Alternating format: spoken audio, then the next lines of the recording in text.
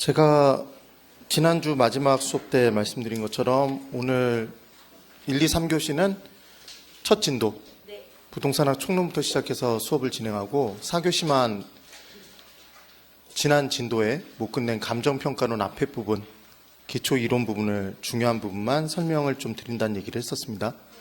네, 쭉 이어서 들으시면 될 거예요. 그러니까 오늘 처음 들으시는 분들도 그 부분 내용을 따라 듣는데 별로 큰 무리는 없으실 것 같아요. 자, 이제 부동산학 총론부터 볼 건데 수업을 진행할 때 제가 PPT로 진행을 할 텐데 시간 관계상 PPT로 진행을 하니까 이 부분의 내용들을 교재를 한번 읽어보시는 것도 처음 공부해 보시는 분들은 필요한 부분일 것 같아요. 네, 자, 이제 내용을 보도록 할 겁니다. 오늘 처음 오신 분만 한번 손 들어보세요. 네. 난 오늘 널 처음 본다. 네. 기대가 크다. 기대는 크지 않은가 보죠. 예, 그러면 이제 부동산 학에 대해서 내용들을 이제 볼 텐데, 자, 잠깐만 보세요. 부동산학은 우리가 지금 부동산 학개론을 공부하잖아요. 여기서 제일 중요한 건 이것만 기억하시면 됩니다. 우리가 공부하는 부동산학은 부동산 활동과 현상을 다룬대요. 그런데 중요한 건 인간과 부동산이 관계를 맺고 부동산 활동을 하는 겁니다. 그럼 우리는 부동산학이라는 학문이 있기 전에도 부동산 활동을 했을까요? 경작 활동을 해왔을까요? 부동산학이라는 학문이 있기 전에도. 부동산을 사고 파는 활동을 했겠죠. 투자 활동들을 했을 거예요. 그래서 이미 경험했던 것들을 학문으로 만들었다. 그래서 부동산학의 성격에서 제일 중요한 건 사실은 경험과학이에요. 그래서 실제 우리가 경험했던 것들을 그냥 학문으로 정립해서 쭉 나가면 된다. 이렇게 기억해 두시면 됩니다. 자, 연습 하나만 해볼게요. 토지의 가격을 두 글자로 줄이면 뭐라고 할까요? 토지의 가격. 지가. 토지 임대료는? 지료라는 표현을 안 쓴다고 그렇게 얘기를 했는데 지금 한참을 공부해놓고 지료라고 대답을 하네요. 토지 임대료를 두 글자로 줄이면 지대. 지대. 토지 소유주는 지주 이렇게 얘기를 했어요. 그러면 우리의 경험상 도시의 중심을 도심, 변두리를 외곽이라고 이제 얘기를 하는 거죠. 그럼 도심의 지가는 높나요? 도심의 지가가 높죠. 도심의 지대가 높아요? 도심의 토지 임대료가 높죠. 외곽으로 가면 지가와 지대는 낮아집니다. 우리의 경험상. 그러면 지가 이론과 지대 이론을 연구한 학자들은 단 한 명도 도심의 지가 지대가 더 낮다고 얘기한 사람은 없겠네요. 없다고요. 기본이. 그런데 그걸 무슨 대단한 이론처럼 도심이 높은지 낮은지를 판단해 나가기 시작하면 그때부터 학개론이 꼬이는 거예요. 그러니까 제일 중요한 건 뭘 말씀을 드리고 싶은 거냐면 부동산학은 경험과학이다. 그럼 우리는 부동산 투자 활동을 할 때 수지 맞지 않으면 절대 안 하죠. 그 활동을. 수는 수입, 지는 지출. 걔를 맞춰보는 게 수지를 맞춰보는 거다. 그럼 수입과 지출이 맞았을 때도 같았을 때도 한다. 수지 맞으면 기분이 좋아진다, 기분이 나빠진다? 좋아진다. 그래서 수입과 지출이 같을 때도 한다. 이런 표현들이 쭉 나오겠죠. 그래서 이제 부동산학의 의의부터 내용을 들어가 보는데 부동산 활동을 하는 건 누가 하죠, 여러분? 부동산 활동은? 인간이 하지 부동산이 하진 않아요. 인간이 부동산을 대상으로 하겠죠. 그래서 객체가 이제 부동산이 된다. 부동산을 대상으로 활동이 이루어진다. 그런데 부동산학이라는 걸 왜 만들었냐? 기존에 이미 해왔던 부동산 활동 현상을 좀 더 잘 대처해서 잘 해나가기 위해서다. 그래서 잘을 세 글자로 고친 게 뭐라고 한다? 능률화. 능률화의 원리 및 그 응용 기술을 개척하는 이때 과학이래요. 그래서 능률화는 토지가 하나가 있으면 그 토지를 아무 용도로나 한 가지 용도로만 쓰는 게 아니라 용도를 다양하게 쓸 수 있죠. 그럼 그 다양한 용도 중에 아무 용도나 골라 잡아 쓴다. 최고 유효한 이용을 해야 된다? 네, 최고 유효한 이용을 해야 된다. 이게 최유효 이용이랍니다. 그럼 원리를 밝히는 건 이론을 정립하는 거죠. 그럼 이론을 밝히는 건 정립하는 건 과학이다. 과학성의 특성을 띠는 거죠. 그리고 그 응용 기술을 개척한답니다. 그럼 응용 기술은 실생활에 응용한다는 얘기죠. 그러니까 얘는 실무 분야의 내용이다. 그럼 실제 실무에 적용하는 내용은 산업에서 연결될까요? 기술로서. 그래서 여기서 한 가지 기억하실 건 부동산학은 과학성만 띠고 기술성을 띠지 않는다 그러면 걔는 X. 항상 양면성을 띠는 걸 좋아해요. 예. 그래서 개척하는 종합응용과학이다. 왜 종합과학이라는 표현을 쓰냐면 부동산학이라는 학문이 만들어지기 전에도 법학, 경제학 등은 다 있었다. 그런 학문들을 다 종합해서 만들어낸 학문이다. 얘를 종합과학 또는 응용과학이라고 얘기를 하는 거죠. 학문의 성격이 시험으로 나올 수도 있어요. 그래서 한 가지 딱 외우고 들어가야 될 게 뭐냐면 무조건 법경기를 외웁니다. 자, 따라해보세요. 법경기. 그래서 법은 법률적, 경은 경제적, 기는 기술적. 그 내용이 되네요. 꼭 비교가 되셔야 돼요. 그러면 이제 부동산학은 자연과학이 아니라 사회과학이라는 표현을 쓰는데 얘를 기억하는 방법은 우리가 하는 부동산 활동, 부동산을 사고 파는 활동, 매매 활동, 그리고 빌리고 빌려주는 활동, 임대차 활동, 개발 활동들은 사회 활동인가요? 자연 활동인가요? 사회 활동이죠. 그러니까 사회 활동을 연구의 대상으로 삼았으니까 얘는 무슨 과학이다? 사회 과학이지 자연 과학이 아니에요. 부동산학의 성격이에요. 이미 경험했던 걸 학문으로 만들었다. 무슨 과학? 경험과학. 실생활에 응용하기 위해서 만들었다. 응용과학이지 순수 과학이 아니에요. 응용과학입니다. 응용과학. 그러면 여기서 응용과학 부분에 하나만 질문에 대답을 한번 해보세요. 실생활에 응용하기 위해서는 구체적인 얘기를 해야 될까요? 뜬구름 잡는 소리를 해야 될까요? 구체적인 얘기? 그러니까 부동산학은 구체적인 학문이다, 추상적 학문이다. 구체적 학문이 된다, 이렇게 따라 나올 거예요. 개념이. 그리고 부동산학은 일정한 선을 정해놓고 그 선에 맞춰서 활동해라. 규범을 정해놨다. 얘를 무슨 과학? 규범과학이라고 얘기를 합니다. 그리고 기존에 있던 학문들을 종합해서 만들었다. 종합과학. 그 내용을 말씀을 드리는 거죠. 그러면 이제 부동산학을 만들 때 어떤 방법에 의해서 접근해서 만들지, 이게 부동산학의 접근 방법 또는 연구 방법이래요. 그러면 첫 번째 분산식 접근 방법이 있는데 이 분산식 접근 방법은 이런 거예요. 부동산 개발이면 부동산 개발을 하는 목적은 뭐지? 개발을 했을 때 감수해야 될 위험은 뭐지? 개발의 순서는 뭘까? 이렇게 그거 하나만 파고 들어가는 것. 이게 무슨 식? 분산식 접근 방법이래요. 그럼 분산식 접근 방법은 걔만 디립다 파고 들어가니까 논점이 명확하겠다, 명확하지 않다? 얘만 파고 들어가면 논점은 명확하겠죠. 그런데 개발과 투자와 금융 등이 어떻게 연계되어 있는지 상호 연결관계를 찾기는 어렵겠네요. 걔만 파고 들어가니까. 오케이? 그래서 분산식 접근 방법은 논점이 명확한 방법에 논점이 명확한 반면에 이때 체계를 잡는 데는 어려움이 따른다, 이렇게 나오는 거예요. 그 다음 이제 중점식 접근 방법이 있대요. 그럼 중점식은 말 그대로 어떤 부분에 중점을 두고 연구하는 방법이란 얘기죠. 그래서 아까 제가 개념이 세 가지가 있었는데 꼭 외우라고 했던 거, 법경기. 그 법경기 측면에서 법률적 측면만 따로 중점적으로, 경제적 측면만 따로 중점적으로, 기술적 측면만 따로 중점적으로 연구하는 걸 얘를 중점식 접근 방법이래요. 그래서 중요한 건 법경기를 한꺼번에 보는 거다, 따로 보는 거다? 따로 보는 게 중점식 접근 방법. 그럼 얘도 각각의 부분은 논점은 명확하지만 체계를 잡기는 어렵겠네요. 연관성을 따지기 어려우니까. 그럼 종합식 접근 방법은 뭐냐면 얘는 법경기를 한꺼번에 보는 거예요. 한꺼번에. 그럼 우리가 어린 시절에 받았던 선물 세트 중에 가장 압권의 선물 세트가 뭐죠? 종합 선물 세트? 그럼 종합 선물 세트는 껌부터 시작해서 초콜릿까지 빠진 거 없이 다 들어있다? 체계적으로. 그래서 체계화의 장점이 있는 게 무슨 식 접근 방법? 종합식 접근 방법. 체계화를 영어로 시스템화의 장점이 있는 게 종합식 접근 방법. 근데 종합 선물 세트의 단점, 먹으려고 뚜껑을 딱 따보면 먹을 게 있다 없다? 없다. 끼어 팔기의 대명사. 그게 종합 선물 세트잖아요. 그러니까 종합식 접근 방법의 단점은 논점이 명확하다, 명확하지 못하다?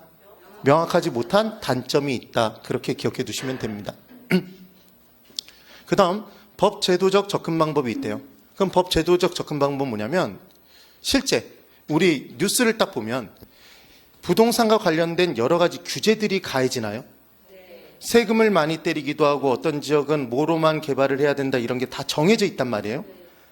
그런데 법률, 공법이 다 정해져 있는데 걔를 다 무시하고 학문으로 만들어봤자 걔를 실생활에 응용할 수가 없겠네요. 그러니까 아예 법률과 제도에 맞춰서 학문으로 접근해야 된다. 이게 무슨 접근 방법? 법제도적 접근 방법이래요. 그 다음 행태과학적 접근 방법은 뭐냐면 이 행자가 뭐냐면 행동입니다. 행동. 태는 태도예요. 태도. 그래서 예를 들어 공인중개사가 있는데 제가 얘기하는 공인중개사가 멋진지 않은지 대답해 보세요. 갑이라는 공인중개사가 있는데 이분이 한 달 중개 보수로 받는 금액이 중개 보수로 받는 금액이 5천만 원이래요. 멋져요? 멋지지 않아요? 안 멋져요? 뭐 그 정도는 소소하다 그러시면 안 되죠. 커요. 그럼 그분은 중개의 화신이에요. 중개 그 자체야. 그래서 그 공인중개사가 중개활동 시에 보이는 행동과 태도를 부동산 중개는 이렇게 해야 된다라고 학문으로 만들어버리는 거예요. 이게 무슨 접근 방법이다? 행태과학적 접근 방법. 그래서 행태과학적 접근 방법으로 접근하는 분야는 중개활동, 부동산 중개나 부동산 경영 등이 되겠네요. 되셨죠? 그 다음 6번. 의사결정적 접근 방법이 있는데 얘는 조금은 좀 체크를 해놓고 기억해 둘 필요가 있어요. 의사결정적 접근 방법은 인간은 자신의 부를 극대화시키기 위한 합리적인 의사결정을 내리는 주체라고 본 거예요. 그래서 인간이 이미 의사결정 내린 내용들을 이렇게 하더라라고 학문으로 만들어 놓은 것. 이게 의사결정적 접근 방법. 그럼 그 대표자가 뭐가 있냐면 이런 거죠. 우리는 학문으로 만들어지기 전에 수지를 맞춰보고 한다? 수가 뭐였죠? 수입, 지는, 지출. 수입이 지출보다 크면 한다? 같아도 한다? 수지 맞았다? 기분이 좋아진다? 뭔가를 뽀개고 싶어진다? 좋아진다. 그래서 얘는 하는 거예요. 그럼 수입과 지출을 비교했을 때 지출이 더 크면 한다 안 한다? 야, 안 하네요. 이렇게 실제로 이미 해왔었다. 학문으로 만들기 전에. 그러니까 부동산 투자 활동을 할 때는 그 투자 활동을 통한 수익과 지출을 구분해서 둘을 비교해서 크거나 같으면 투자하고 작으면 투자하지 않는다라고 부동산 투자론의 학문을 정립했겠네요. 인간이 의사결정한 내용대로. 얘를 무슨 접근 방법이라고 한다? 의사결정적 접근 방법이라고 얘기를 하는 거죠. 이렇게 하는 걸. 그러면 의사결정적 접근 방법으로 하는 건 결정 분야라는 부분에서 한대요. 근데 이 결정 분야가 세 가지가 있어요. 세 가지. 얘가 투금계라고 기억을 해보실 겁니다. 닭이 있는데 닭이 있는데 그 닭이 뼈가 검은 닭을 우리는 뭐라고 하죠? 오골계. 얘를 오골계라고 하는 게 아니라 얘는 투금계라고 기억하시는 거예요. 한번 따라해 보세요. 투금계. 그래서 투자, 금융, 개발은 얘는 개예요. 개. 투금계. 그래서 투자 활동을 할까 말까 결정하고 금융, 자금을 융통할까 말까를 결정하고 개발을 할까 말까를 결정한다. 그래서 이 세 가지가 부동산 활동의 결정 분야인데 결정 분야의 내용 정립에 사용되는 게 무슨 접근 방법? 의사결정적 접근 방법 이렇게 얘기를 하네요. 이렇게 좀 기억을 해보시면 됩니다. 제가 굉장히 자세하게 설명드리고 있어요. 그냥 툭툭툭 치고 들어가고 있어요. 네. 자세하면서 툭툭 치고 있죠? 그냥 툭툭 치고 있는 거예요. 그럼 이 부분은 매우 중요한 거예요? 매우 중요하진 않아? 예, 매우 중요하진 않습니다. 그래서 그냥 가벼운 마음으로 그냥 듣고 넘기시면 되는 거예요. 그 다음 부동산학의 연구 분야가 있대요. 이제 결정 분야가 있답니다. 아까 나왔던 뭐죠? 투금계. 따라해보세요. 투금계. 예, 투자, 금융, 개발은 결정 분야다. 근데 하나 더. 정책도 있어요. 정책. 정부는 무슨 정책을 펼칠까 말까를 결정한다? 결정하겠죠. 그럼 시험 문제가 만약에 나온다면, 나온 역사는 없어요. 만약에 나온다면 다음 중 결정 분야가 아닌 것 한 가지를 골라보세요. 이런 문제를 낼 수 있겠죠. 되세요? 그래서 이렇게 한번 기억해 볼 필요는 있다는 거죠. 이 정도만. 그다음. 그래서 외울 때 MM으로 외운다. MM이 메모리 매직, 암기 방법이다 생각하시면 돼요. 그냥 투금계. 그리고 결정의 지원 분야가 있는데 얘는 말 그대로 이 결정을 내리는데 도움을 주는 분야래요. 이와 같은 결정을 내리는데 도움을 주는 분야래요. 그래서 뭐가 들어가냐면 마케팅, 그리고 평가, 관리, 상담, 중개 등이 있답니다. 자, 한 번만 들어보세요. 이런 거예요. 투자 결정을 내리는 데 있어서 감정평가사가 그 부동산의 가치가 높다고 평가해주면 투자를 하는 쪽으로 결정 내리겠네요. 그럼 결정 내리는데 평가가 도움을 줬죠. 마케팅 활동이 열심히 돼서 그 부분의 내용이 알려지니까 투자 결정을 내리는데 도움을 주겠죠. 그다음 관리가 용이하다면 투자 결정을 내리는데 도움을 주죠. 상담사도 이 부동산을 사는 게 좋다 나쁘다 결정하는데 지원을 해주죠. 중개사도 지원을 하나요? 그러니까 지금 이 내용들이 다 뭐다? 결정 분야다, 결정의 지원 분야다? 결정 내리는데 지원하는 분야다, 이렇게 얘기를 하는 거예요. 그런데 어떻게 나오면 헷갈리냐면, 왜 제가 투금계라고 이렇게 기억하라는 말씀을 드리냐면, 잘 보세요. 1이라는 건물이 있는데 이 건물을 가치가 얼마인지 감정평가 의뢰했어요. 그랬더니 감정평가사가 뭐라고 얘기를 했냐면, 이 건물의 가치는 10억 원이다, 이렇게 결정을 해줬어요. 감정평가를 해준 거죠. 10억이라고. 그럼 감정평가는 결정 분야예요? 결정 지원 분야예요? 어떤 생각이 들기 쉽냐면 10억이라고 결정해줬다, 이 생각을 하기 쉽다고요. 근데 이렇게 평가가 됨에 따라 그 다음 단계 투자나 금융 개발 등에 사용이 된 거죠. 결정의 지원 분야란 말이에요. 결정 지원 분야. 그래서 외울 때 어떻게 외운다? 투금계로만 꼭 기억을 해보시면 되는 겁니다. 반드시 이걸 평마 관상중 이런 식으로 외우지 마세요. 안 나와. 그런 식으로 안 나오는 걸 외울 필요가 없다는 거죠. 그 다음 3번에 기초 분야가 있어요. 그럼 기초 분야는 얘 둘을 제외한 나머지는 다 기초가 되는 분야다, 그렇게 정리해 두시면 끝나는 겁니다. 그 다음 부동산학에 이제 연구 대상이 있대요. 연구 대상은 부동산 활동이 있고 부동산 현상이 있답니다. 그러면 활동은, 잘 보세요. 활동은 움직이나요? 활동 움직이죠. 동적인 개념, 정적인 개념? 동적인 개념. 그럼 동태적 분석을 한다, 정태적 분석을 한다? 동태적인 분석을 해요. 그럼 개발 활동을 하면 개발 활동에 주체가 있을까요? 하는 사람? 얘는 주체가 존재하죠? 그럼 활동에는 목적이 있어요? 목적도 있겠죠. 그래서 활동은 동적인 개념이며, 그래서 동태적인 분석을 하고 주체가 존재하고 고로 목적도 존재한다. 그런데 현상은 놓여져 있는 상태인가요? 지가가 매우 높이 올라가는 현상이 발생했다. 걔를 높을 고자를 써서 지가고현상이라고 합니다. 그럼 지가고현상은 정적인 개념? 현상이니까. 그럼 정태적인 분석을 한다? 현상에는 주체가 있나요? 현상의 주체가 존재하지 않아요. 목적도 없네요. 주의를 꼭 한번 해보시면 되는 거죠. 그럼 이 둘의 관계를 한 번만 살짝 설명을 드려보면 이렇게 내용을 설명드릴 수 있겠죠. 자, 1지역이 있는데 1지역에 대기업이 하나 이전돼 들어왔어요. 대기업이. 그럼 대기업이 들어옴에 따라 인구 유입 활동이 이루어질까요? 그렇죠? 그럼 활동이 이루어지면 그 결과로 이 지역은 수요가 증가하니까 토지 가격이 올라가요, 올라가지 않아요? 예, 부동산 가격이 올라가겠죠. 지가가 매우 높이 올라가는 현상이 나타날 수 있다. 그럼 지금 활동의 결과로서 뭐가 나타난다? 현상이 나타난다. 그럼 활동은 끊임없이 변하니까 현상, 어떤 지역에 나타나는 현상도 장기적으로는 변화할 수 있다, 고정불변이다. 변화할 수 있겠죠. 그렇게 판단해 주면 이 부분에서 나올 수 있는 문제는 다 풀 수 있습니다. 됐죠? 그 다음 여기서 잠깐만 중요한 것. 그러면 이제 부동산학에서 다루는 부동산 활동은 과연 무엇인가 판단해 봐야 돼요. 아까 제가 인간과 부동산이 관계를 맺고 이루어지는 거라는 얘기를 했는데 그 내용에서 주인공은 인간이에요, 부동산이에요? 자, 여러분, 부동산학은 부동산 활동과 부동산 현상을 연구의 대상으로 삼는답니다. 근데 부동산학을 왜 연구하고 있는지를 따져보면 이미 하고 있었던 활동 현상에 좀 더 잘 대처해서 잘 해나가기 위해서죠. 누가? 인간이. 그러니까 부동산학에서의 주인공은 인간이다, 부동산이다? 인간이 철저히 제일 중요한 주인공인 거죠. 그러니까 인간과 관련이 없으면 부동산 자체가 움직이는 것도 부동산학에서는 부동산 활동으로 다루지 않는다일 거예요. 그래서 지진, 홍수는 우리가 부동산학에서 지진의 강도가 7이면 피해가 얼마만큼 발생하고 원인이 어떻다 이런 거 공부 안 한다고요. 왜냐하면 지진을 인간이 발생시키는 건 아니기 때문에. 네.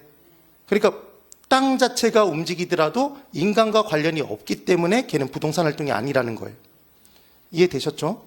그런데 경작 활동은 인간이 농지에 농사를 짓는 건가요? 그러니까 부동산학에서 경작 활동에 대해서 공부를 해야 하네요. 하죠. 집약적 농업, 조방적 농업 이런 내용들을 하잖아요. 그 개념.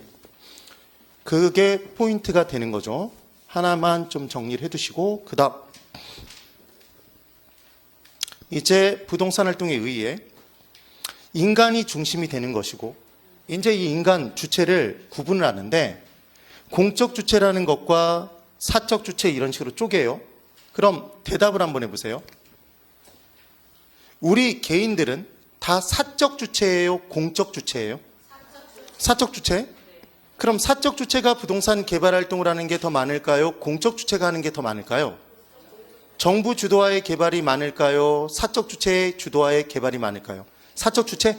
그래서 거의 대부분의 부동산 활동은 기본적으로 사적 주체의 부동산 활동인 거예요. 그런데 사적 주체들, 개인들에게만 맡겨놓으면 자신의 사익만 추구하니까 공공의 개념에서 뭔가 이익을 추구하기가 어려워져요. 그래서 가난한 사람은 더욱더 가난해지고 가난한 사람들을 위한 무언가 활동들이 이루어지지 못하니까 제공이 안 되니까 누가 나서서? 정부가 나서서 부동산 활동을 하나요? 그게 무슨 활동이다? 공적 주체의 활동인 거죠. 그래서 이때 공적 주체는 대표자가 정부다. 정부. 그 다음 정부가 만든 공공기관 등 LH공사 등 그런 내용들이 다 공적 주체가 된다는 걸 기억하시면 돼요. 그런데 섹터가 주체인데 얘가 섹터가 주체인데 시험 문제에 얘가 제1주체인지 제2주체인지 제3주체인지를 문제로 낸 적이 있어요. 그래서 기억하시는 방법은 이렇게 기억하면 끝나는 거예요. 실제로 정부 제1주의예요. 정부가 제1이죠. 그냥 아주 하고 싶은 대로 다 하잖아요. 그래서 정부 공적 주체가 제1주체다. 제1섹터라고 기억하시면 돼요. 그럼 사적 주체는 제2섹터겠네요. 제2주체. 제2주체. 그래서 개인 등이 되더라. 그럼 사적 주체의 부동산 활동의 목적은 사익의 추구? 공적 주체의 부동산 활동의 목적은 공익의 추구? 그럼 가끔 이 둘이 같이 개발할 때도 있나요? 민간 합동 개발? 그러면 걔는 몇 주체라고 하겠다? 제3주체, 제3섹터라고 하는 거죠. 그래서 민간 협력기구 등이 된다. 그럼 얘는 공사에게 적절한 조화를 추구하겠다. 그렇게 나올 겁니다. 비교를 꼭 한번 해보시면 돼요. 한 번만 따라해 보세요. 정부 제1주의. 예, 그러니까 정부 공적 주체가 1주체다, 2주체다? 1주체라는 것. 그 다음 부동산 활동에 분류가 있대요. 분류. 얘는 어떤 개념에서 이제 공부를 하는 거냐면 이런 겁니다. 자, 잘 보세요. 우리나라에 있는 산업의 종류를 여러 개를 쫙 분류해 놨어요. 얘를 뭐라고 얘기를 하는 거냐면 표준 산업 분류라고 얘기를 합니다. 그럼 무슨 업이라고 얘기를 하면 그 일을 반복적으로 수행해요. 그리고 타인에게 제공하고 대가를 받아서 그걸로 생계를 유지하는 걸 업이라고 얘기를 하는 거예요. 그래서 중개사법에서 중개업의 정의를 공부할 때 한 번만 한다 그러면 걔는 중개업이라고 안 하죠. 걔를 반복해서 하고 타인에게 제공하고 보수를 받을 때 중개업. 그럼 부동산 업이라고 얘기할 수 있는 건 부동산과 관련된 어떤 업을 해서 어떤 일을 해서 타인에게 제공해서 대가를 받는다. 그걸로 생계를 유지한다. 반복 수행. 그런 내용이겠죠. 그럼 이제 부동산업에 해당하는 것과 해당하지 않는 것을 아예 정해놨다고요. 그래서 시험 문제에서 다음 중 부동산업에 해당하지 않는 것은 무엇입니까? 이런 문제가 나와요. 한 3년에 한 번꼴로는 나오기 때문에 정확하게 기억을 해보실 필요가 있어요. 제일 중요한 포인트는 여기서부터 이제 들어가는 겁니다. 칠판 이쪽을 보세요. 얘 나중에 되면 암기하는 방법이 있고 제가 구분하는 방법을 계속 설명을 드리잖아요. 부동산을 임대하는 업이 있나요? 부동산 임대하고 공급하는 업이 있어요. 그러면 얘를 기억하실 때 그냥 첫 번째 부동산 공급업이라고 생각하시면 돼요. 부동산을 공급하고 대가를 받는 거죠. 네. 그런데 실제로 부동산 활동은 사고 파는 활동, 매매 활동과 빌리고 빌려주는 활동, 임대차 활동이 있겠죠. 그러면 매매 활동에서의 공급이 말 그대로 공급이고 부동산의 공급업, 임대차 활동에서의 공급이 임대업이다. 네. 그러니까 당연히 부동산 임대 및 공급업이 있겠죠. 크게. 그럼 얘를 쪼개면 임대업과 공급업으로 쪼개지겠죠. 지금 뭐라고 했냐면 처음 크게 부동산 임대 및 공급업이라고 얘기를 해놓고 얘를 다시 쪼개면 이제 임대업과 공급업으로 쪼개질 텐데 공급하기 위해선 개발해야 되나요? 부동산을? 그러니까 공급업 앞에 뭐가 붙는 거다? 부동산 개발 및 공급업이라고 표현이 붙은 거죠, 지금. 그때 중요한 포인트는 뭘 기억을 해두시면 되냐면 우리는 앞으로 이제 건물을 공부할 텐데 건물의 종류 중에 주거용, 상업용, 공업용 건물 중에 세상 밖으로 나갔을 때 제일 많은 숫자가 뭐죠? 실제로 우리의 경험상 주거용이 제일 많죠. 그래서 우리는 건물의 종류를 구분할 때는 주거용 건물을 중심으로 얘 빼고 상업용, 공업용 건물을 다 통합해서 부르는 이름이 있어요. 그럼 걔는 뭐라고 부를까요? 주거용이 중심이면 나머진 다 비주거용? 맞아요. 그렇게 되겠죠. 그러니까 비주거용 건물이 되겠죠. 그럼 얘들은 건물이네요. 그럼 건물 말고 부동산 중에 토지 있어요. 그러니까 기타라고 얘기하면 토지 등을 얘기하겠죠. 그래서 세 가지가 있는 거죠. 주거용, 비주거용, 그 다음 기타, 비주기.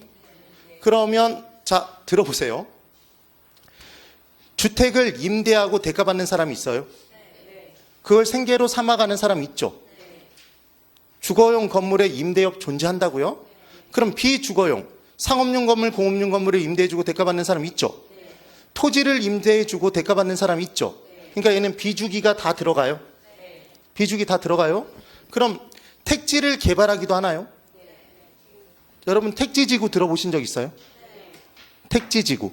그럼 택지가 뭐냐면 주거용, 상업용, 공업용 건물을 지을 수 있는 땅이래요. 그러니까 건축물을 올릴 수 있는 땅을 뭐라고 하는 거다? 택지라고 한다. 지금 그 얘기인 거죠. 그럼 농지나 임지였던 것들 상태에서 그대로 건물을 올리면 지반이 약해서 건물이 버텨나질 못하니까 건물을 지을 수 있는 땅으로 조성하는 걸 택지를 조성한다고 합니다. 그럼 택지를 개발해서 걔를 공급하기도 하나요? 네. 그러니까 기타 부동산의 개발 및 공급업이 존재할까요? 있죠. 그럼 주거용 부동산도 있어요?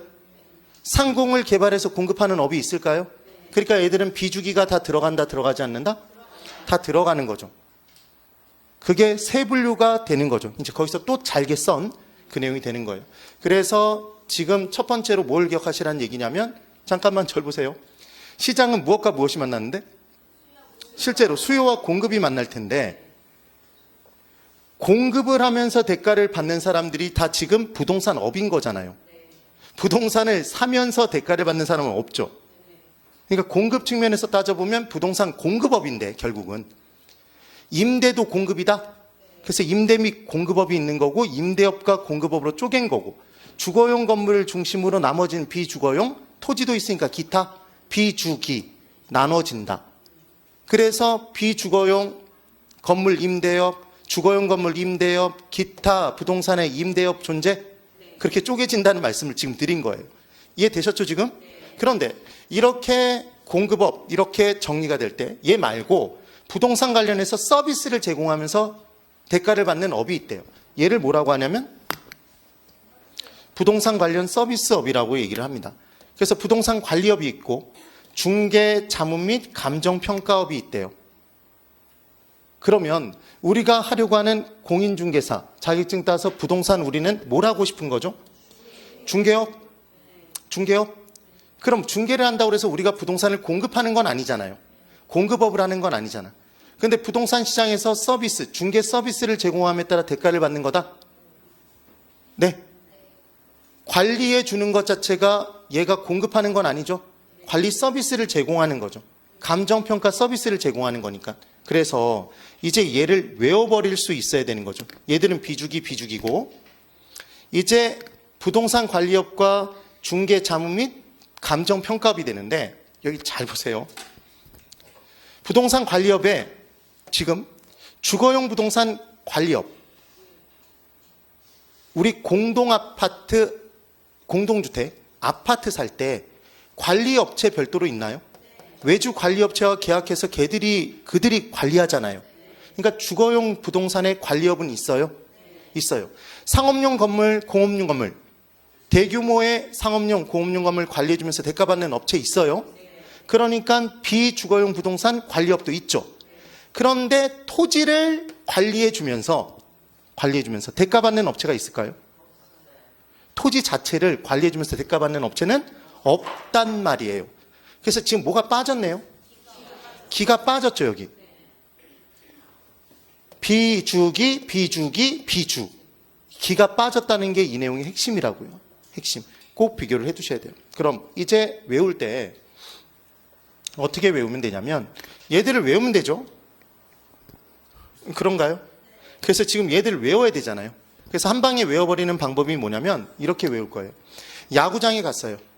그랬더니 야구장에서 감자를 관중에게 서비스로 준 거죠.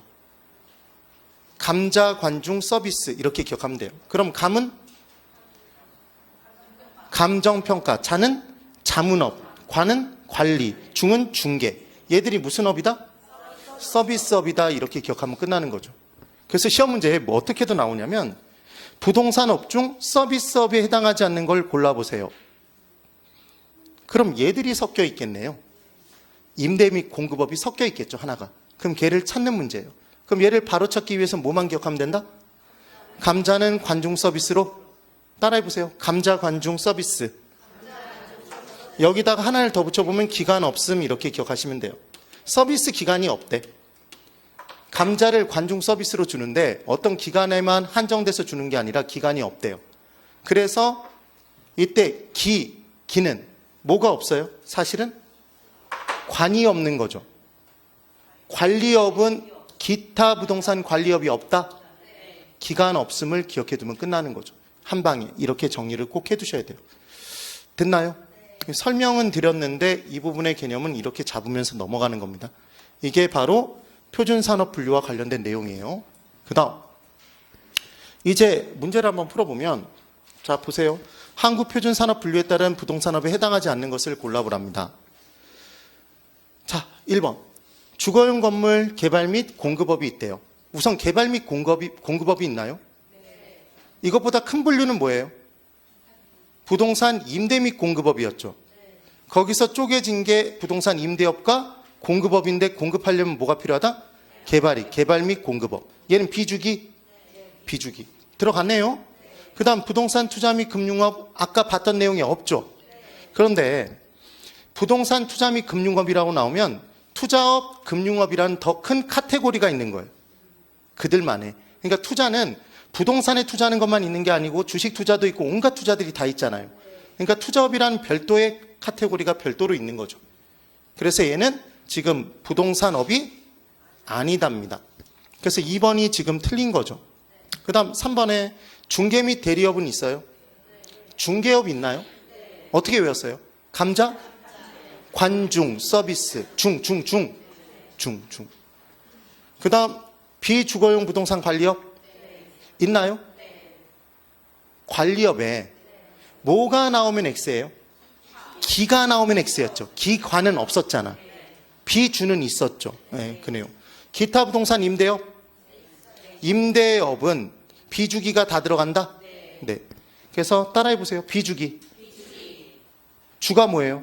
주거용. 비는 비주거용. 기는 기타. 그걸 기억해 두시면 되는 겁니다. 꼭 비교가 되셔야 돼요. 그 다음 이제 부동산 활동의 속성이라는 게 있대요.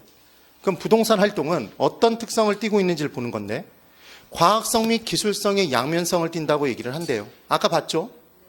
부동산 활동을 할 때 이론을 정립해야 되니까 과학성의 특성을 띠고 걔를 실무에 적용해야 되니까 기술로서 표현이 된다. 과학성 및 기술성. 그 다음 경험과학성. 부동산학은 실제 경험했던 걸 학문으로 만들었다? 경험과학. 그 다음 사회성, 공공성 및 사익성을 띈대요. 부동산 활동의 주체 중에 가장 많은 건 개인들, 우리들. 그럼 사익을 추구한다? 나는 공익을 추구한다. 한번 손들어 보세요. 대단한 분이에요. 그럴 리가 없죠. 그래서 사익성을 추구하는데 공적 주체는 뭘? 사회성과 공공성을 추구해 줘야 된다. 지금 그 내용이고. 그 다음 부동산 활동에 이제 전문성이 어느 정도로 필요한지를 따져보는 건데 이 전문성에 따라서 제 1차 수준, 2차 수준, 3차 수준의 부동산 활동으로 구분한대요. 그러면 자 예를 보면서 대답해 보세요. 시험 문제가 만약에 나오면 뭐가 나오냐면 전문성에 따른 부동산 활동의 구분에서 이게 1차 수준의 활동인지 2차인지 3차인지를 구분하는 문제가 나옵니다. 그럼 실제로 술을 마실 때 1차까지만 가는 사람과 2차까지 가는 사람, 3차까지 가는 사람 중에 술에 대한 전문가는 몇 차까지 가는 사람? 3차. 그래서 전문성이 제일 떨어지는 게 몇 차? 1차. 어느 정도 전문적인 게 2차. 해당 분야의 전문가가 행하면 그게 3차예요. 3차. 그래서 얘를 어떻게 판단하면 되냐면 이런 거죠. 건물이 있는데 이 건물이 A 건물이에요. A 건물. 근데 이 건물을 어떤 사람이 지나가다가 얘를 쳐다보는 거예요. 쳐다봐. 근데 이 사람이 누구냐면 일반인이에요. 일반인. 그냥 길 지나가다가 일반인이 이 건물을 딱 보더니 이 건물은 10억이네 이렇게 얘기를 했어요. 그럼 지금 일반인이 무슨 활동을 했죠? 감정평가 활동을 했잖아요. 맞죠? 그럼 이렇게 얘기한 10억은 믿을만한가요? 신뢰성의 정도가 낮죠? 그럼 이 사람은 누구에게 돈 받고 한 거예요? 그게 아니라 그냥 심심해서 지르고 간 거네? 주의 의무를 많이 기울였어요? 적게 기울였어? 적게 기울였어요. 전문성의 정도도 높아요? 낮아요? 낮아. 얘를 몇 차 수준의 활동이라고 한다고요? 얘가 1차 수준의 활동인 거예요. 그렇죠? 그런데 이번에는 이 사람이 누구냐면 공인중개사야.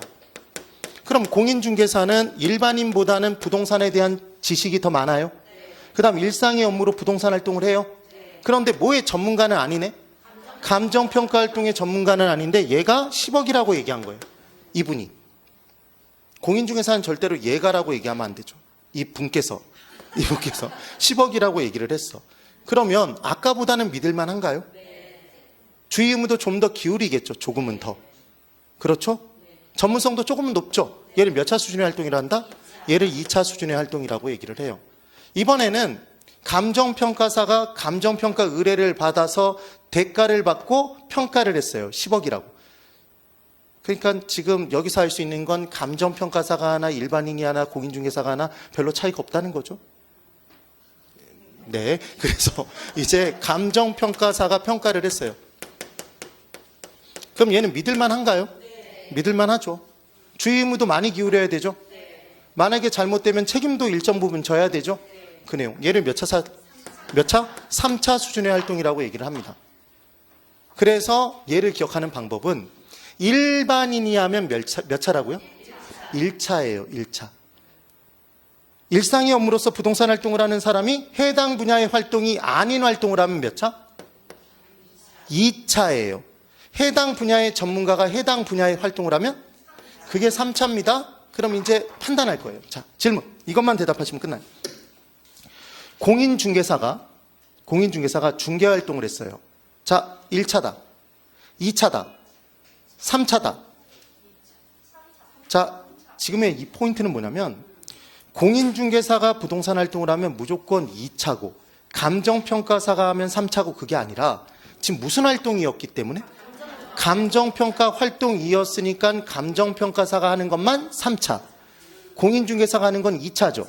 그럼 중개사는 중개활동의 전문가죠. 그럼 중개사가 중개활동을 하면 몇 차? 3차 수준의 활동이 되겠죠. 주의를 한번 해보시면 되는 거예요. 할만하시죠? 네, 그 내용이에요. 일반인 일상의 업무로 부동산 활동을 하는 사람이 해당 분야의 활동이 아닌 걸 하면 걔는 뭐다? 2차. 해당 분야의 전문가가 해당 분야의 활동을 하면 3차. 지금 그 얘기인 겁니다.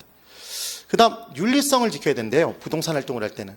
누군가를 속여가면서 10억짜리를 20억에 팔면 안 되겠죠.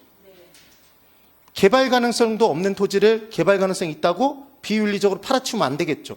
그래서 부동산 활동은 윤리성이 강조가 되는데 이때 그 윤리성이 고용윤리가 있고 조직윤리가 있고 서비스윤리가 있고 이렇게 나눠져요. 그럼 과연 누구에게 대상으로 해서 지켜야 될 윤리인지 그걸 기억하면 끝나는 거예요. 한 번만 잘 들어보시면 이 내용 따로 외우지 않으셔도 됩니다. 중개사가 됐어요. 이제 중개사무소를 차립니다. 그럼 종업원을 고용할 수 있나요? 그럼 고용은 누굴 고용한다? 동업자를 고용하나요? 종업원을 고용하나요? 종업원. 그러니까 종업원에게 지켜야 될 윤리는 고용윤리인 거죠. 그런데 이제 같이 공부를 하다가 옆에 분하고 친해졌어요. 그 친해져서 나중에 우리 꼭 두 손 꼭 잡고 얘기한 거죠. 우리 중개사 자격증을 따면 꼭 동업하자. 그래서 조직을 짜죠. 그럼 동업자들끼리는 조직을 짜나요? 그러니까 동업자에게 지켜야 될 윤리는 무슨 윤리다? 조직윤리인 거예요. 조직윤리. 그럼 이번에 서비스는 누구에게 서비스를 제공하나 봤더니 중개사 사무소를 차렸을 때 고객이 오면 그 고객에게 중개 서비스를 제공하는 거죠. 그래서 고객에게 지켜야 될 윤리가 서비스 윤리입니다. 개념이. 그럼 공중윤리는 일반 공중들에게, 일반 대중들에게 지켜야 될 윤리가 공중윤리래요. 시험 문제가 나오면 어떤 문제가 나올지 딱 느낌이 꽂히시죠? 만약 나온다면, 나올 확률은 적지만 동업자 상호 간에 지켜야 될 윤리를 고용윤리라고 한다. 그럼 X죠. 고용 누굴 고용한다고요? 종업원을. 조직은 누구와 짠다고요? 동업자와. 서비스는 누구에게 제공한다고요? 고객에게. 그럼 끝나죠. 어려운 게 아니에요. 어려운 게 아니에요. 그 다음 부동산 활동을 할 때 우리는 일반적인 재화가 있으면 잠깐만 절 보실래요? 만약에 이 분필을 사고 싶어요.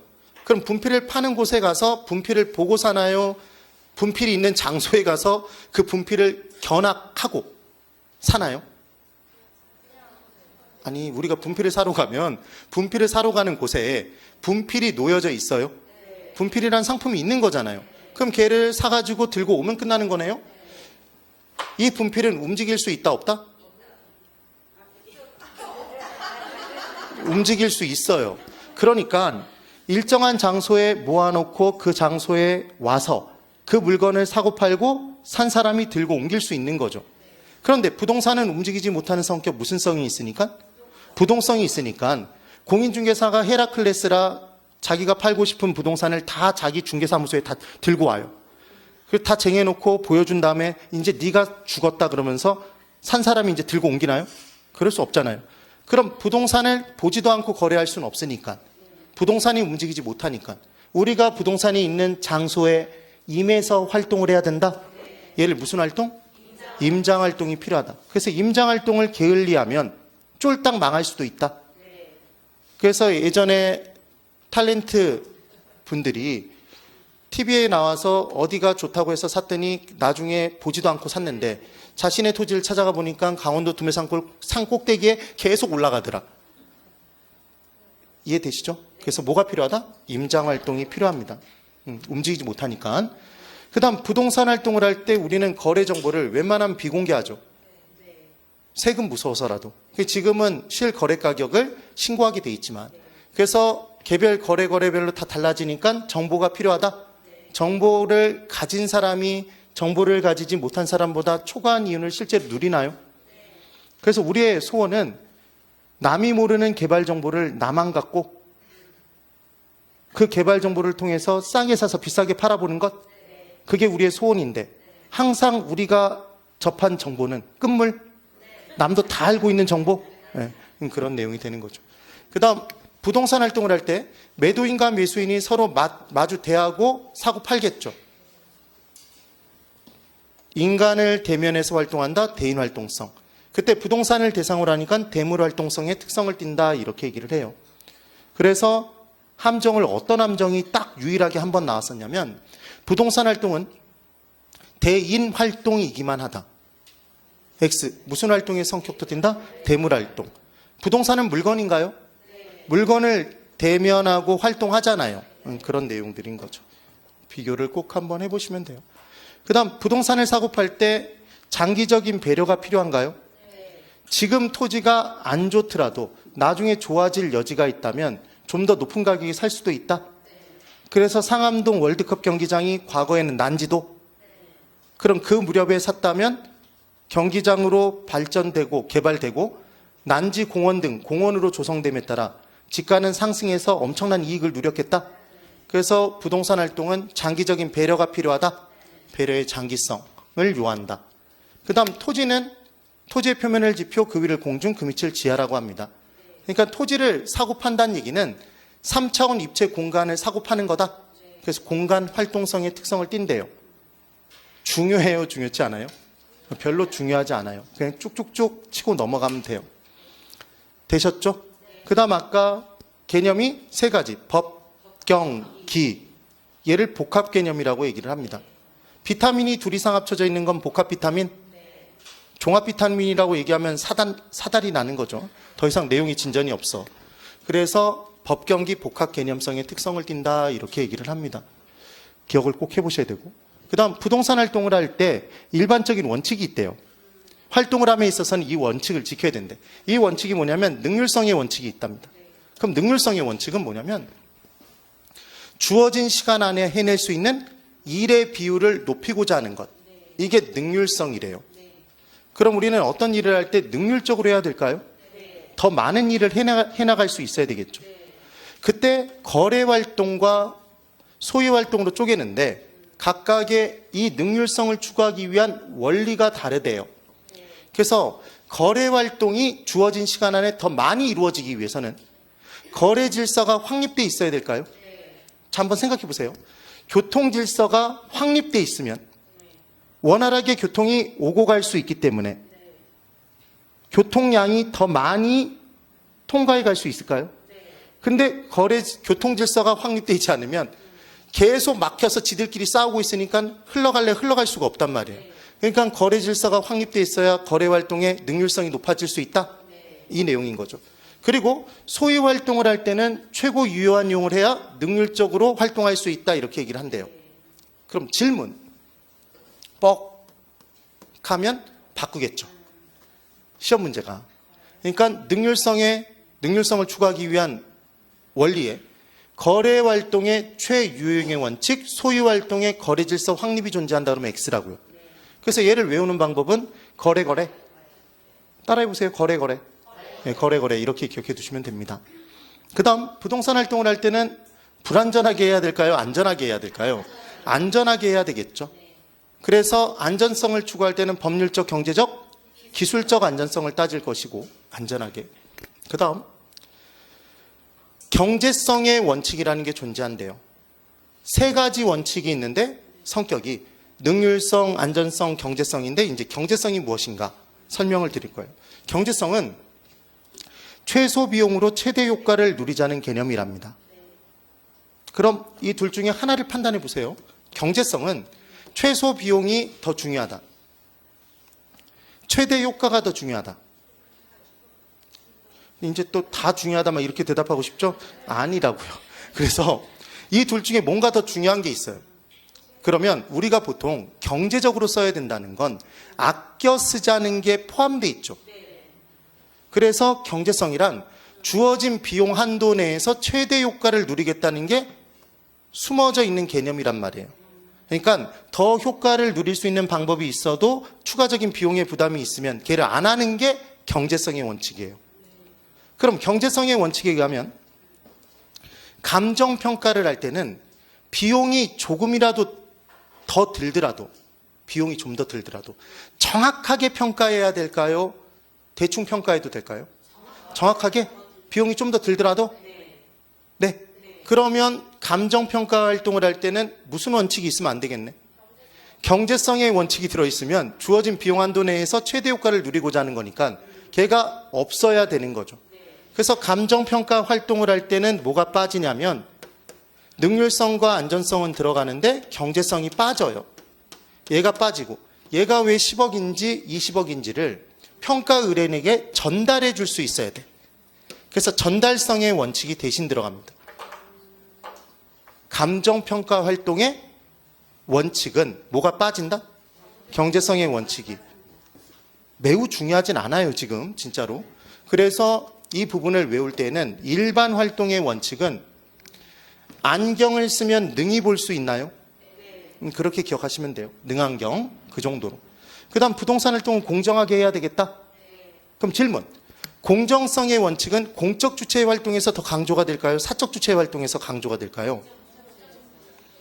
정부가 어느 지역의 토지를 수용권을 행사해서, 수용권이란 거둘 숫자의 쓸용자입니다. 그래서 공공사업 등을 펼치기 위해서 해당 지역 안의 토지를 거두어서 쓸 수 있는 권한이 수용권. 그래서 토지 수용 절차를 거친다라는 표현 들어보셨어요? 그럼 토지 수용이 되는 곳을 보면 보통 플랜카드가 걸려 있죠. 예, 뭔가 현수막이 걸려 있단 말이에요. 그럼 걔는 경축 토지 수용인가요? 토지 수용 절대 불가? 절대 불가. 피로 써져 있다? 피가 아니라 빨간색 페인트로 그 정도를 피로 썼으면 죽었어 이미 과다출혈로. 그래서 그렇게 해서 보상금을 조금이라도 더 받겠다는 얘기잖아요. 그런데 그때 보상금을 줄 때 너는 이쁘니까 더 많이 주고 너는 미우니까 덜 주고 넌 국회의원과 관련이 있으니까 더 주고 그럼 난리 나겠죠. 그러니까 공적 주체의 부동산 활동은 뭐가 더 강조돼요? 공정성의 원칙이 그 내용이다. 그렇게 기억해 보시면 돼요. 되셨나요? 그 다음 부동산 학의 지도 이념이 있대요. 효율성과 형평성과 합법성이라는 게 있답니다. 그럼 이제 효율성, 형평성, 합법성이 있는데 효율성도 마찬가지. 우리가 뭔가 일을 할 때는 효율적으로 해야 되나요? 효율적으로. 그러면 우리나라는 자유민주주의 국가죠. 그래서 채택하고 있는 경제주의가 공산주의인가요? 시장경제인가요? 시장경제체제예요. 그럼 시장경제체제에서는 빈부의 격차가 커질 수 있나요? 사적 주체들이 자신의 이익의 극대화를 추구해서 열심히 일을 하다 보니 빈부의 격차가 커진다? 뭘 추구한 나머지? 효율성만 열심히 따져서 사익을 추구하겠죠. 오케이? 그래서 이때 빈부 격차가 커져서 형평성은 떨어질 수 있다? 효율성을 강조하면 형평성이 떨어질 수 있는 거죠. 그런데 사회주의 국가에서 공산주의 체제에서 다 같이 생산해서 다 같이 쓰는 거잖아요. 그러면 그때는 뭘 강조한 거다? 형평성을 강조한 나머지 뭐가 떨어진다? 효율성이 떨어지겠죠. 그래서 이 부분의 포인트는 효율성과 형평성은 동시에 추구하기 쉬운 거다? 어려운 거다? 어려운 것. 하나를 추구하면 하나가 깨지네요? 떨어진다고요. 그래서 얘는 상호 대립관계다? 상호 보완관계다? 상호 대립관계다. 그네요. 그럼 사적 주체는 효율성, 공적 주체는 형평성을 더 강조하는 거죠? 질문. 공적 주체는 정부가 택지지구 개발 등을 할 때는 효율성을 무시한다. X. 효율성을 따지겠죠. 근데 뭘 더 강조하는 거예요? 형평성을 좀 더 강조하겠죠. 그 내용입니다. 그러면 이 둘이 맨날 싸우면 뭐로 강제할 필요가 있겠어요? 법률로서 뭔가 중재를 해야 되겠죠. 그래서 합법성의 원리가 존재하는 거예요. 효율성과 형평성의 조화를 추구한다. 자, 여기 보세요. 다 히읗자 들어있나요? 히읗. 이렇게 기억해 주시면 끝나죠. 그 다음 부동산학의 지도 이념이라는 게 있는데 그 지금 내용들이 생소한 내용들이 막 계속 나오잖아요. 이제 처음 공부해보면 어떤 생각이 드냐면 이걸 다 외운다고요. 열심히 적어서 막 외워. 그러지 마세요. 제가 그렇게 하라고 얘기하는 부분만 그렇게 공부하시고 이 부분은 그냥 쓱 듣고 넘어가시는 거예요. 그럼 법경기 측면이 있을 때 이때 지도 이념에 법률적 측면에서 어떤 개념이 나오냐면 인간은 그냥 내버려두면 사익만 추구하나요? 네. 사익만 추구하는 인간으로 하여금 공익도 같이 추구하도록 하기 위해서는 이 셋 중에 뭐로 강제해야 될까요? 법률로. 그래서 법률적 측면에 공사익의 조화 추구가 나오고 그리고 최고의 수익을 발생시키기 위해서는 효율적인 관리가 필요할까요? 그래서 효율적인 관리는 뭐와 관련이 있겠다? 경제적 측면과 관련이 있을 것이고 그렇죠? 그리고 기술이 있어야 토지가 있을 때 이 위로 올리고 밑으로 파들어가기 위해서는 기술이 필요해요. 기술이 필요하죠. 그럼 기술이 있어야 공간 및 환경 가치가 증대된다. 그래서 이것도 시험 문제가 나오면 나올 수 있는 건 딱 하나. 또 바꿔서 내요. 그럼 얘를 바꿔서 냈을 때 찾아주실 수만 있으면 되는 거예요. 외우려고 하지 말고. 그래서 잠깐만 절 보세요. 사익만 추구하는 인간으로 하여금 공익도 같이 추구하도록 만들려면 뭐로 강제? 법률로서. 효율적인 관리를 하면 경제적 가치가 올라간다? 경제적 개념. 공간 및 환경 가치를 증대하기 위해서는 뭐가 필요하다? 공간을 위로 올리기 위해서는 기술적 개념. 그렇게 기억해 두시면 끝나네요. 됐죠? 그래서 문제를 하나만 딱 풀어보고 넘어가 보면 부동산학에 관한 설명으로 틀린 것을 골라보랍니다.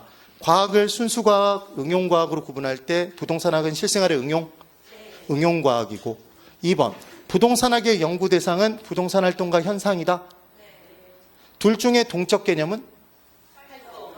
활동. 주체가 있는 것, 활동의 주체, 목적이 있겠네요. 그 내용이 되는 거죠. 그 다음 3번. 부동산학의 접근 방법 중 종합식 접근 방법. 법경기 측면의 복합 개념으로 이해, 종합해서 이론을 구축한다. 맞죠? 그래서 법경기 한꺼번에 나오면 종합식, 따로따로 보면 중점식. 그게 구분하는 포인트. 4번. 부동산학은 다양한 학문과 연계되어 있다는 점에서 종합학문적인 성격을 띈다. 종합과학. 예. 그 다음 부동산학의 일반 원칙 떴네요. 안경을 쓰면 능히 볼 수 있다. 능안경. 안전성의 원칙은 소유활동에 있어서 최유효용을 지도원리로 삼고 있다. 지금 뭐가 이상해요? 최고 유효한 이용이 되고 거래질서가 확립되어 있으면 안전성이 높아진다. 능률성이? 능률성의 세부 원리였죠. 이거 안전성이 아니라 능률성이잖아요. 기출이죠. 기출 문제. 이런 식의 문제가 나올 수 있다. 지금 그 얘기인 겁니다. 됐죠, 여러분? 네. 그래서 10분 쉬고 부동산의 이제 개념부터 중요한 내용들을 체크하면서 넘어가 볼게요. 10분 쉬세요. 네.